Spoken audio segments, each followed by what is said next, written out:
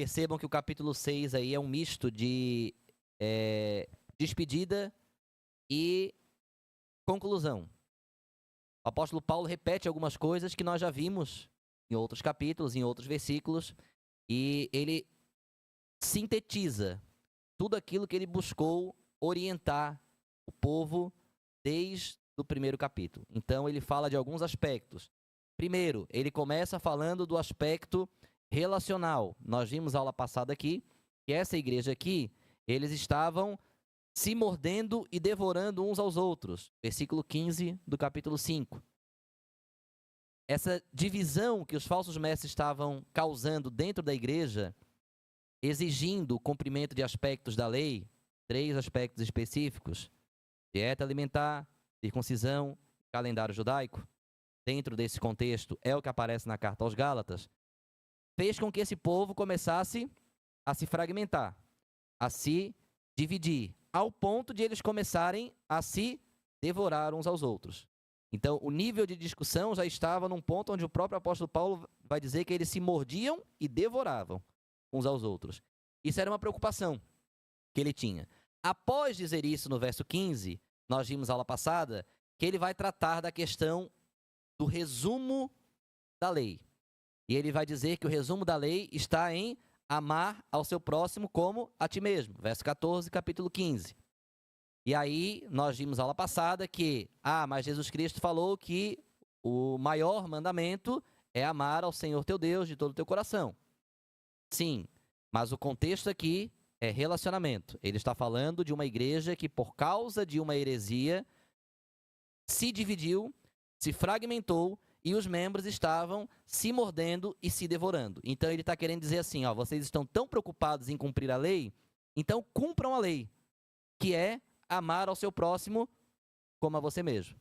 Porque de nada adianta circuncidar ou não circuncidar, de nada adianta guardar o sábado ou não guardar o sábado, de nada adianta comer ou não comer, se vocês estão se devorando e vocês estão se mordendo, se vocês estão nesse nível de discussão. Então, querem guardar a lei? Guardem, amando o seu próximo como a você mesmo.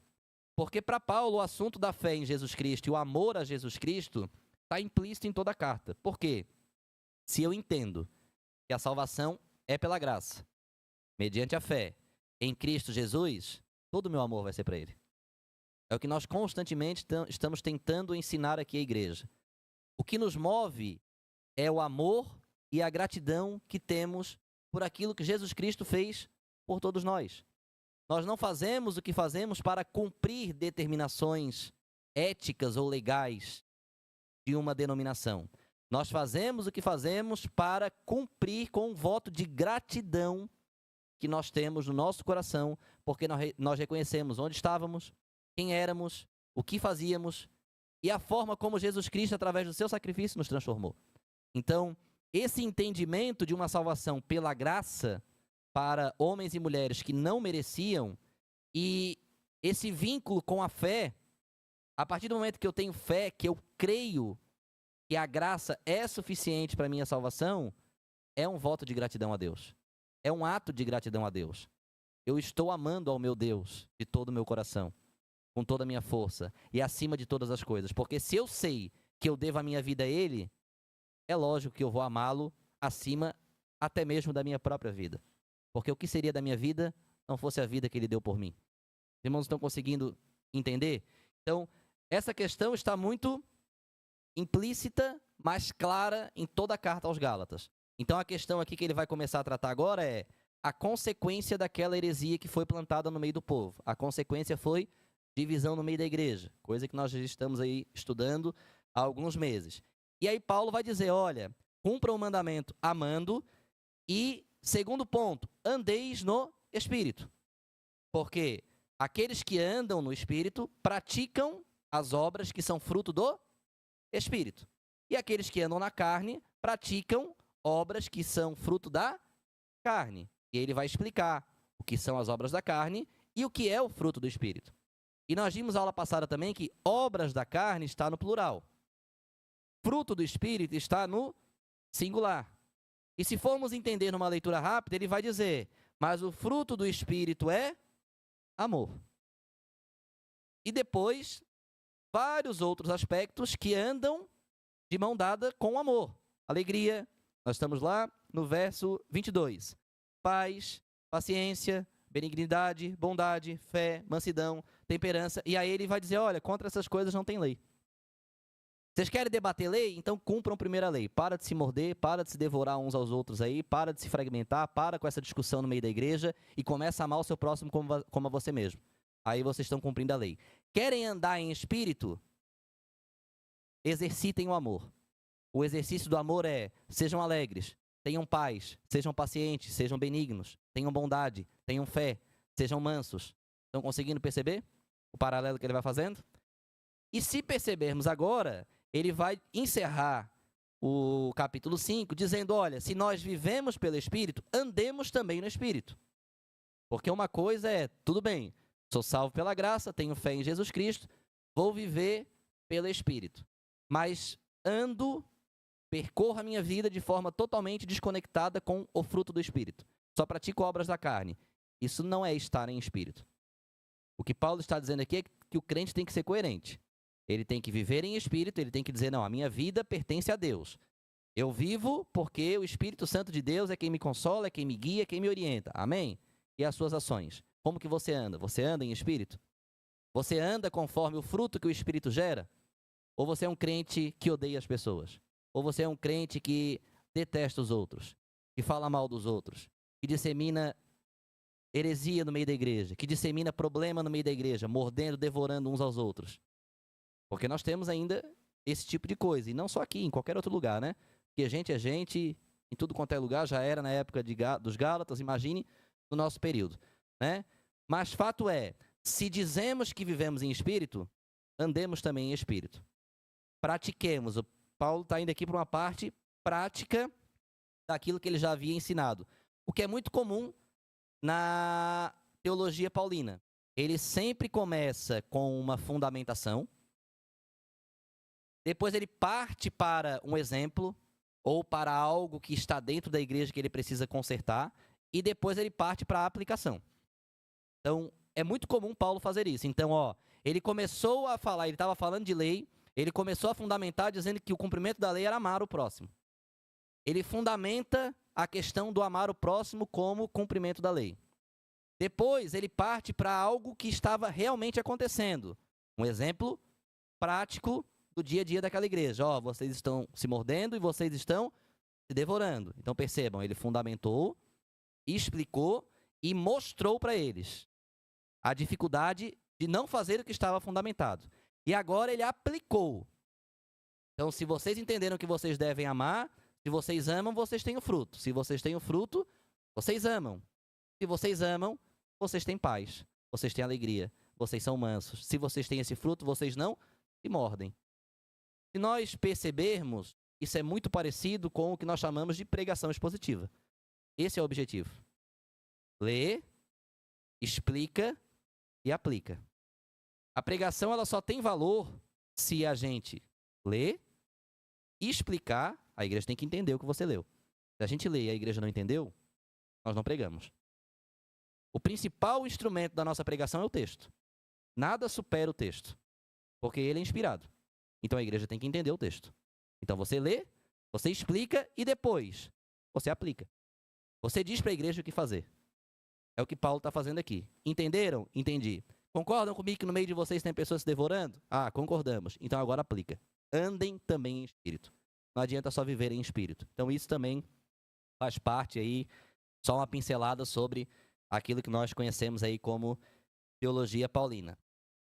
E aí ele encerra dizendo, olha, não sejamos ávidos, desejosos de glória vazia, vanglória, provocando uns aos outros e invejando uns aos outros. O que Paulo está dizendo é, nós não queremos debater posição. O meu problema aqui não é pessoal com os falsos mestres, porque eu não estou aqui buscando uma glória vazia. E isso eu já venho falando desde a nossa primeira aula. Paulo não estava se defendendo. Paulo estava defendendo a verdade do Evangelho. Paulo escreve essa carta não para se defender pessoalmente, mas para defender a verdade do Evangelho. E ele vai dizer que a autodefesa, ela é vanglória. Porque ele vai dizer, olha, não sejamos ávidos de vanglória. Nós não necessitamos da glória dos homens. Nós não necessitamos do aplauso dos homens. Em outras palavras, o que ele está dizendo aqui, olha, essa provocação que vocês estão vendo no meio de vocês, de falsos mestres que estão falando mal de mim, isso eu preciso que os irmãos relembrem, que a gente já explicou lá no contexto, que estão me atacando pessoalmente, ao ponto de Paulo ter que explicar várias coisas, ao ponto de Paulo ter que reafirmar o seu apostolado, lá no início da carta. Paulo está dizendo, tudo isso, quem pratica, está buscando glória vazia. E provocam uns aos outros. Por quê? Porque se fazem isso com Paulo, imagina o que não acontecia entre eles, né? Se eles provocavam Paulo, que não estava presente, imagina a provocação que não havia entre eles. Então Paulo está dizendo assim, olha, vocês estão sendo ávidos de vanglória, provocando uns aos outros, invejando uns aos outros. Quem anda em espírito não pratica essas coisas, por quê? Porque essas coisas causam divisão no meio da igreja. Provocação, inveja, essas coisas são sentimentos que trazem contenda dentro da igreja. E geralmente nós temos esse sentimento porque nós queremos estar ocupando o lugar do outro. Provocamos o outro ou porque queremos diminuí-lo, ou porque queremos que ele incorra em algum erro, para podermos o acusá-lo. Para isso que a gente provoca, para ver a reação da pessoa. Isso é uma glória totalmente vazia. E invejar o outro é querer estar no lugar do outro. Que é outra glória também totalmente vazia. E ele vai dizer, irmãos, percebam, volta a falar com a igreja agora. Ele para de falar de forma ampla, está falando com a igreja. Entrei no capítulo 6. Se algum homem for surpreendido em uma falta, vós, está falando para a igreja, irmãos, que sois espirituais, restaurai o irmão na mansidão de espírito, ou no espírito de mansidão, dependendo da tradução. Vou parar aqui para a gente entender alguns pontos. Primeiro, vós que sois espirituais. Ele não considera espiritual aqueles que não são considerados irmãos.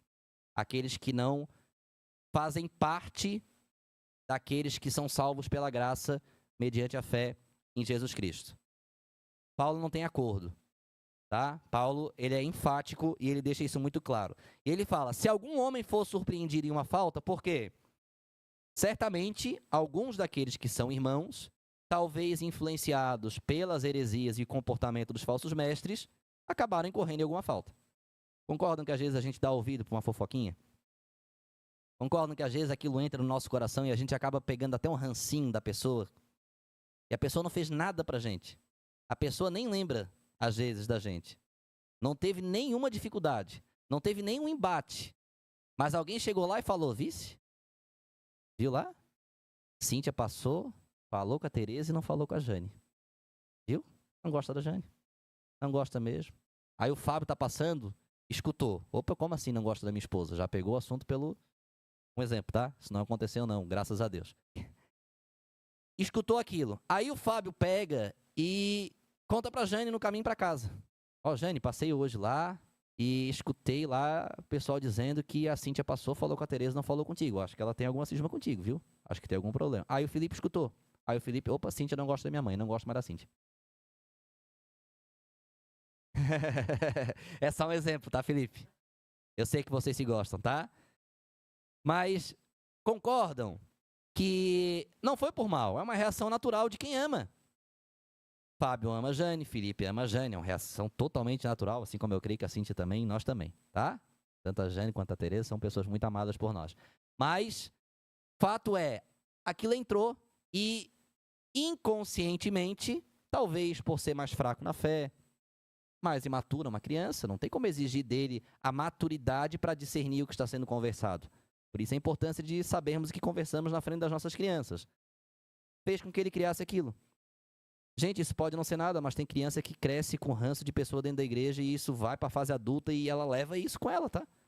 Conheço pessoas que têm dificuldade com outros crentes dentro da igreja que nunca fizeram mal nenhum para essa pessoa. Mas um dia falou mal do meu pai, um dia falou mal da minha mãe, um dia fez algo que eu não gostei, um dia fez algo que o fulano não gostou, trouxe uma dificuldade.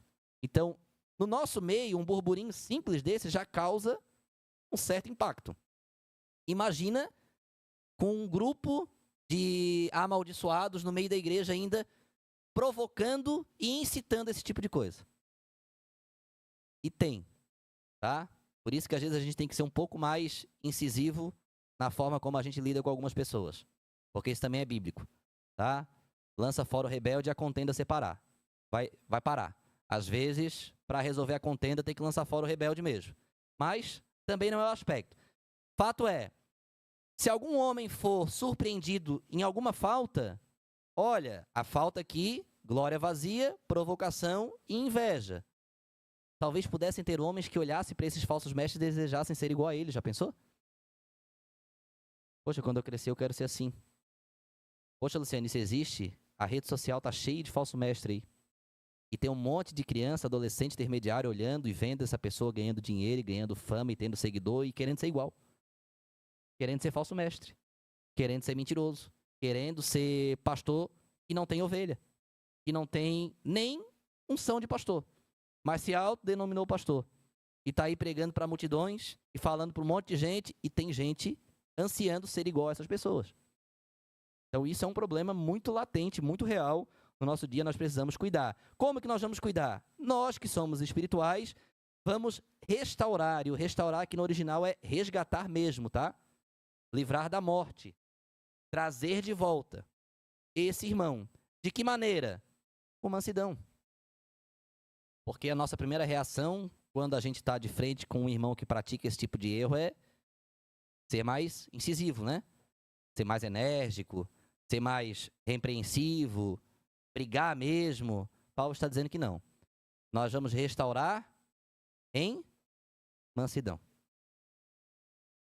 Percebam que Paulo ele tem muito equilíbrio na fala dele. Ele está falando de irmão que faltou em algo. Porque em outro momento ele falou, ó, esses aí eu já entreguei na mão do diabo e Satanás. Era o mesmo Paulo. Tá? Tudo existe um limite. O limite é a saúde da igreja, a saúde do povo. Tá? Mas aqui Paulo está dizendo, olha, se esse irmão, temos que levar em consideração o contexto e o problema que essa igreja estava vivendo. Olha, se ele for surpreendido a falta foi uma surpresa. Não foi proposital. Ele foi surpreendido numa falta, ele foi flagrado em uma falta. Foi flagrado no ato da fofoca. Faz o que com esse irmão? Expõe diante de toda a igreja? Não. Chama o irmão com espírito de mansidão. Ô, meu irmão, faz isso não. Isso aí não é legal. Isso aí vai trazer dificuldade. Vai trazer dificuldade para a igreja. Vai trazer dificuldade para o irmão a quem você está falando. Vai trazer dificuldade para mim que eu ouvi. Então não faz isso não. Vamos amar. Você tem uma dificuldade com a pessoa? Vamos conversar com ela. Vamos achar uma forma de conviver juntos. Não quer levar para almoçar na sua casa todo domingo? Não tem problema, mas você não pode odiar o irmão e nem sair falando mal dele para os outros dessa forma. Nós precisamos achar aí um equilíbrio, né? Considereis a vós mesmos para que não sejais tentados. Olha que interessante. Paulo está dizendo, olha, viu que tem, chama, repreende, resgata com mansidão. Mas toma cuidado para que você também não seja tentado. Sabe por quê? Às vezes a gente vai corrigir o irmão e o argumento é bom. Porque tem irmão que é bom de papo. Tem irmão que é bom de argumento. Aí você chega para ele e você diz assim, meu irmão, não vai por esse caminho não. Não faz isso aí vai trazer dificuldade para ti, vai trazer dificuldade para a igreja, vai trazer dificuldade para tua família. Não, Luciano, mas deixa eu te explicar. Aí ele começa a explicar. Aí sabe quando você olha assim, pensando por esse lado, eu acho que tu tá certo mesmo.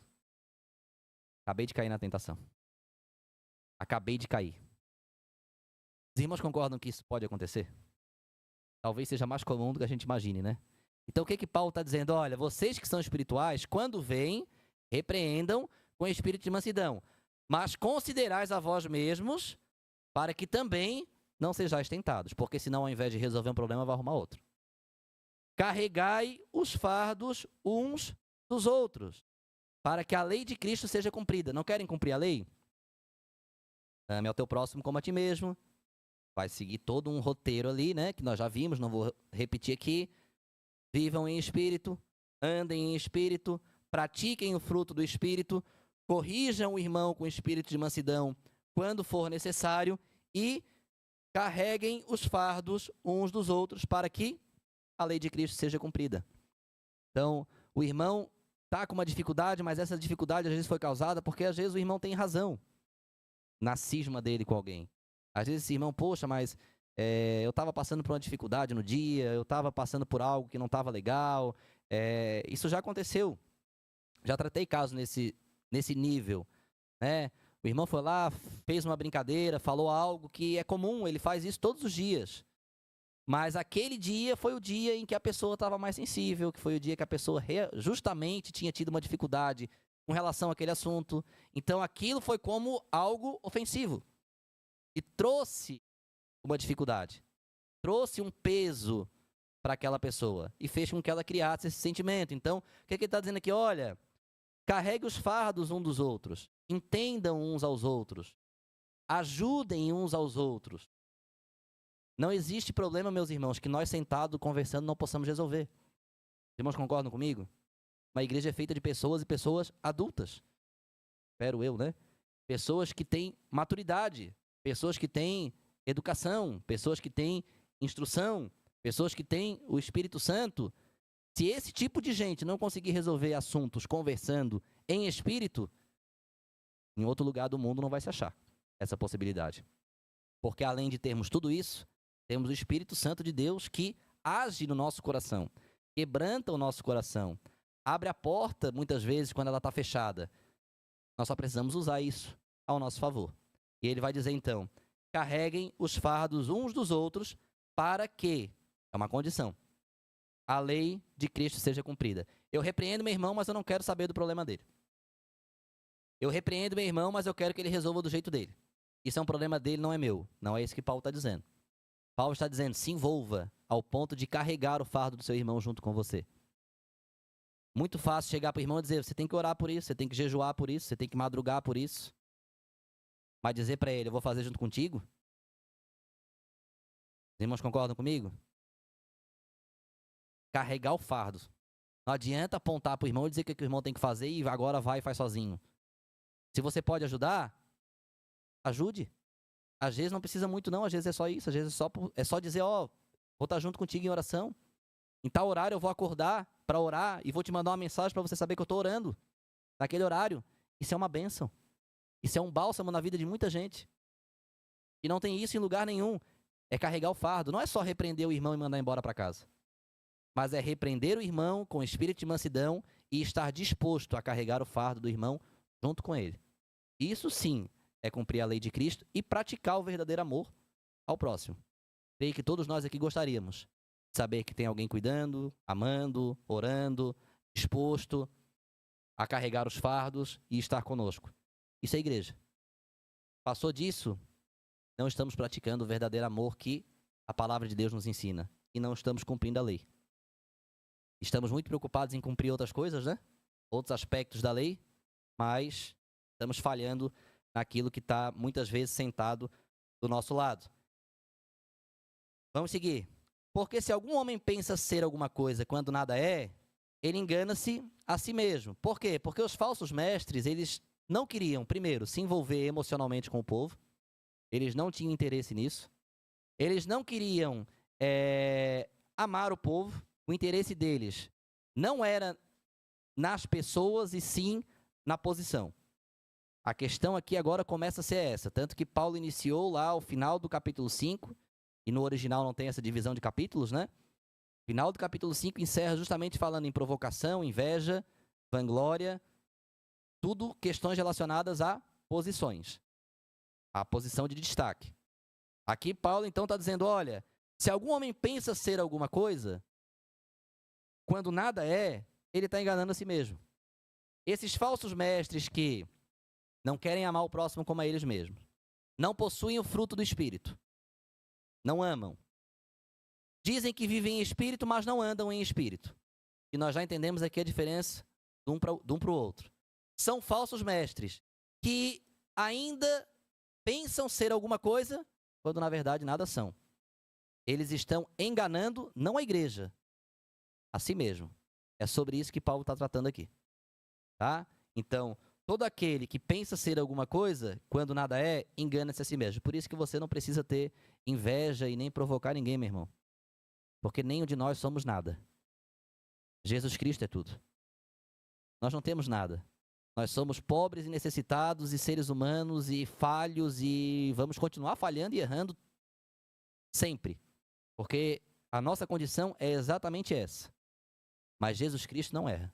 Jesus Cristo não falha. Então você não precisa ter inveja, nem do pastor, nem do diácono, nem do responsável, nem da responsável, nem de quem prega, nem de quem dirige o louvor, nem de quem canta, nem de quem toca, porque se esse, por algum motivo, pensa ser alguma coisa, nada é. Começando por mim. A partir do momento que começar a pensar que é eu, acabou. Porque nunca somos nós. Sempre é o Espírito Santo de Deus. A igreja foi comprada por Jesus Cristo. É ministrada e orientada pelo Espírito Santo, segundo a sua palavra. Não tem lugar nem para mim nem para você. Somos todos, compartilhamos todos da mesma salvação. O céu é o mesmo, para mim e para vocês. Não tem distinção. O céu é um lugar perfeito para mim e para vocês. Todos assentassem à mesa com Abraão, Isaac e Jacó. Então, se não vai ter lugar diferente para Abraão, Isaac e Jacó, que era Abraão, Isaac e Jacó, quem dirá para mim ou para você? Então, se pensamos ser alguma coisa, é isso que Paulo está dizendo. Nada somos. Então, não tenham inveja desses aí, não. Não provoquem eles. Porque eles não têm preocupação por vocês. E se eles pensam ser alguma coisa, eles estão enganando a eles mesmos. E posicionem vocês como espirituais. Porque ele iniciou dizendo, vós que sois espirituais. Então, se vocês são espirituais, posicionem como espirituais. E deixa que o falso mestre, Jesus Cristo, vai tratar, porque a igreja é dele. Tanto que ele vai dizer no verso seguinte, olha, porém, que cada homem prove a sua própria obra. E então poderá gloriar-se em si mesmo e não em outro. Então, esse que julga ser alguma coisa, mas não é nada, se ele quiser provar alguma coisa, que ele prove segundo a sua própria obra. E então poderá gloriar-se em si mesmo, e não em outro. A glória, e o que Paulo está dizendo aqui é, esses homens, eles querem se gloriar em vocês. Eles querem se beneficiar de vocês. Eles querem poder sair por aí dizendo que eles são pastores de grandes igrejas. Eles apacentam muitas pessoas. Eles têm muitas visualizações. Eles querem utilizar o povo como manobra dos seus próprios interesses. Eles pensam ser alguma coisa e nada são.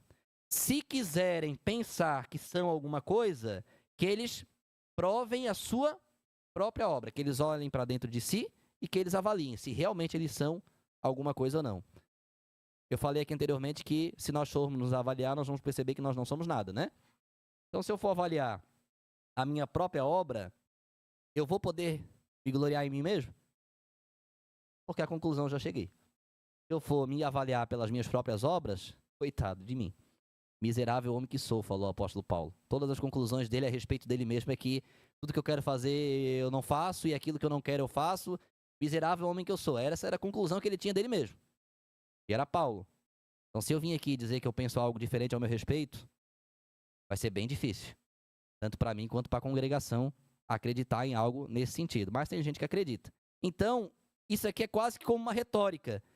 Que cada um prova a sua própria obra e então poderá gloriar-se em si mesmo.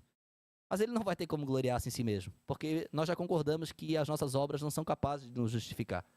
Então, o que Paulo está dizendo aqui é qualquer tipo de glória que o homem possa julgar ter é vazia, é vanglória, que foi justamente o que ele falou no final do capítulo 5. Nós não devemos desejar esse tipo de coisa. Não estão conseguindo perceber que ele faz a gente concordar com ele nas conclusões? Tá? E aí ele segue, então, dizendo, porque cada um deve carregar o seu próprio fardo. Bom, mas lá em cima, ele estava me dizendo que eu preciso carregar o fardo dos meus irmãos. Sim, preciso carregar os fardos dos meus irmãos, mas eu também preciso carregar o meu. É a nossa luta constante. Tá? Cada um precisa carregar o seu próprio fardo.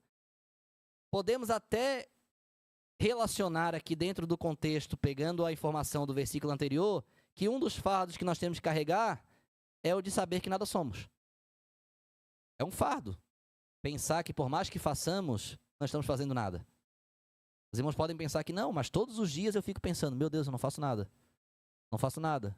Não faço nada para cuidar dessa igreja, para cuidar desse povo. Não faço nada. Todos os dias existe essa cobrança. Por quê? Porque nada que eu faça vai ser suficiente. Mas a gente se cobra. A gente pensa dessa forma. Poxa, eu não faço nada. Não consigo fazer. Nada que eu faça é suficiente. Nada que eu faço vai dar certo. E não vai mesmo. Porque tudo vem de Deus, tudo pertence a Deus, mas é um fardo que nós temos que carregar. É um fardo que eu tenho que carregar todos os dias. O fardo de saber que eu não tenho o que fazer. Não é por mim. Então eu faço o melhor que eu posso, mas isso ainda não é nem para a igreja nem para Deus, é para mim mesmo. É para a minha própria consciência, é para o meu próprio fardo que eu estou carregando, mas que também não vai me justificar diante de Deus. Mas é simplesmente um ato de gratidão. Estão percebendo como a gente sempre converge para a gratidão? É simplesmente um ato de amor. Eu preciso fazer até o ponto que eu entenda que realmente eu estou fazendo aquilo que expressa a minha gratidão a Deus. Vai pagar? Não vai. Vai justificar? Não vai. Vai me considerar digno de alguma coisa? Também não. Mas, se eu me olhar no espelho, eu vou poder dizer que de alguma forma eu estou tentando expressar a minha gratidão. Se eu estiver conseguindo isso, aí sim. Aí, amém. Esse é o real objetivo. Consigo agradecer 100%? Jamais. Porque a própria palavra de Deus fala que se eu fizer tudo que me é devido, ainda sou considerado como servo inútil. E até o meu louvor é insuficiente e desagradável diante de Deus. Então percebam, como que eu vou agradar esse Deus? Só pela graça. Eu vou ter que viver com esse fardo. O fardo de reconhecer que não é por mim, não é comigo e nem porque é eu. Mas tudo vem dele. E que eu nunca vou conseguir pagar. Concordam que é um peso que nós precisamos conviver? Mas é o peso do nosso pecado. É o peso do nosso erro. Esse fardo nós vamos precisar carregar. Que aquele que está sendo instruído na palavra reparta todas as coisas boas àquele a quem ensina.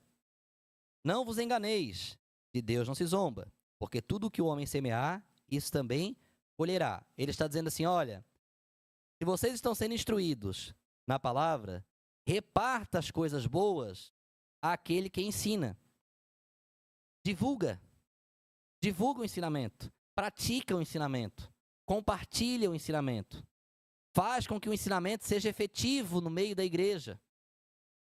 Porque pensa que bênção se essas pessoas que estão aqui hoje começarem a praticar o amor ao próximo, o andar em espírito, ao invés de só viver em espírito, reconhecerem que não tem jeito de sermos alguma coisa diante de Deus, toda a nossa glória é vazia e sempre será, mas somos tão gratos a Deus que vamos fazer tudo o que estiver ao nosso alcance para expressar essa gratidão diante de Deus. Vamos orientar o nosso irmão com espírito de mansidão sempre que vermos que ele está caindo, vamos procurar resgatá-lo, vamos carregar o fardo do nosso irmão, vamos conviver com o nosso fardo. Pensa que bênção que vai ser essa igreja. Olha que bênção maior ainda se cada um de nós aqui começarmos a compartilhar isso. Os irmãos concordam que a gente pode ter uma igreja muito mais consolidada, muito mais fortalecida, que ande em espírito? Porque só assim é possível andar em espírito. Dizer que vivemos em espírito é uma coisa, andar em espírito, totalmente diferente. E as ações de quem andam no espírito são essas que nós estamos vendo aqui na carta. Então Paulo está dizendo assim, olha, está sendo instruído na palavra, reparta todas as coisas boas àquele quem ensina. Devolvam o ensinamento que vocês estão recebendo a quem ensina, praticando. Quem ensina? Quem é que ensina? É o pastor ou o Espírito Santo? Porque se nós já concordamos que eu não tenho nada para oferecer para vocês, significa que todo o ensinamento vem do Espírito Santo. Então reparta e devolva a quem ensina. Vocês estão devolvendo a quem quando vocês andam em espírito? Para o pastor ou para o Espírito Santo? O Espírito Santo. Nós estamos aqui para agradar quem? Pastor ou Espírito Santo? Está vendo como tudo é ele? Está vendo como sempre é para ele?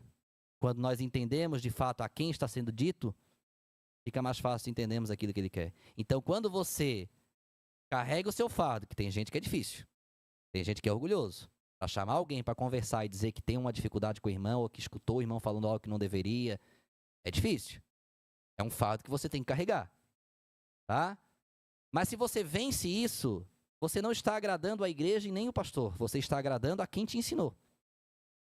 Se pela fé eu creio que você está aprendendo, você está agradando ao próprio Espírito Santo de Deus. Porque você foi instruído pela palavra, e a palavra não pertence ao pastor. Ela foi inspirada pelo Espírito Santo, que é quem ensina. É quem nos mantém dentro do crivo da própria palavra. Por isso que todo ensinamento que foge da palavra torna-se uma heresia e causa divisão no meio da igreja. Porque só quem ensina é o Espírito Santo e ele só instrui pela palavra. Porque é a única coisa a qual ele tem compromisso, com a sua palavra. Qualquer instrução que seja superior à palavra, não vem do Espírito Santo. Se não vem do Espírito Santo, causa divisão. Por quê? Porque todo aquele que não está comigo, ao invés de ajuntar ele, falha. E não tem como servir a dois senhores. Os irmãos estão conseguindo entender? Estamos caminhando junto mesmo? E ainda ele diz assim, olha, não vos enganeis. De Deus não se zomba. Se vocês estão achando que ouvir, não praticar e ainda se considerar alguma coisa e fazer tudo ao contrário daquilo que nós estamos vendo aqui é interessante para vocês, saibam que vocês estão se enganando, hein? Porque de Deus não se zomba. De Deus não se debocha. Percebam que Paulo não está falando para ele. Paulo não está falando dele. Vocês não estão desafiando, vocês não estão zombando do meu ensinamento. Porque não é ele que está ensinando, concordam? Vocês estão zombando e desafiando o ensinamento do Espírito Santo. E não se enganem, hein? De Deus não se zomba. Então, todas as vezes, e eu já estou encerrando aqui para que a gente possa ir para o nosso cafezinho, tá? E também não quero acelerar muito porque os assuntos são importantes. Mas todas as vezes que você recebe um ensinamento instruído na palavra de Deus, você balança a cabeça e concorda com aquilo que está sendo dito. Porque o Espírito Santo confirmou aquela palavra no seu coração. Porque nada é nós. Tudo vem dele. Mas você levanta da onde você está e você faz tudo ao contrário, não se engane. De Deus não se zomba. Você não está ofendendo quem pregou, você não está ofendendo a sua igreja, você não está deixando de cumprir uma determinação que foi dada pelo seu pastor. Não. Você está ignorando o ensino do próprio Espírito Santo de Deus, o qual você recebeu instruído pela palavra e você concordou. Está vendo como às vezes a ignorância é algo... Não é uma bênção, porque bom é conhecer os mistérios de Deus. Mas, todas as vezes que você vem no culto, você aprende. E a dificuldade de você não mudar de vida e não aplicar o que você aprendeu é porque você se engana. E tem crente se enganando faz tempo. Infelizmente. Existem pessoas no nosso meio que estão se enganando há muito tempo. Porque vêm, escutam, são instruídos na palavra, aquilo é confirmado pelo Espírito Santo, ela sabe que quem confirmou foi o Espírito Santo de Deus, ela concorda com aquilo, mas ela não devolve, ela não reparte, ela não pratica. Não se engane. De Deus não se zomba. De Deus não se debocha.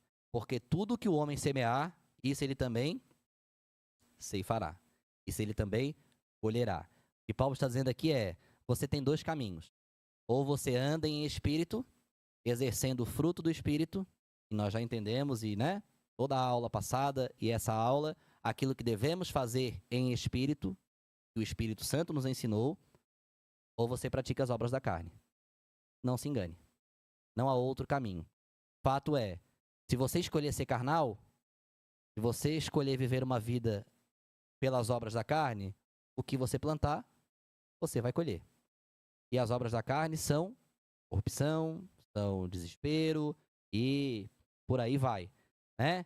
Agora, se você escolher andar em espírito, vida eterna. Eu vou encerrar com o próximo versículo porque é o que ele diz, né? Pois aquele que semeia na carne, percebam que eu nem tinha falado do versículo seguinte, é justamente sobre isso que ele está falando. Dois caminhos, duas opções. Aquele que semeia na carne, da carne colherá corrupção. Quem é que gosta de corrupção? Trapaça, mentira, engano, roubo. Corrupção não traz nada de bom. Aquele que escolhe não andar em espírito, vai colher isso aqui. Aqueles que escolhem abandonar a igreja, abandonar o ensino e viver da sua forma que lhe apraz, saiba que o seu destino é colher frutos das obras da carne. É corrupção. Não existe nada de bom naquilo que a carne tem para oferecer. Mas aquele que semeia no espírito, do espírito colherá a vida eterna. Olha a diferença de colheita.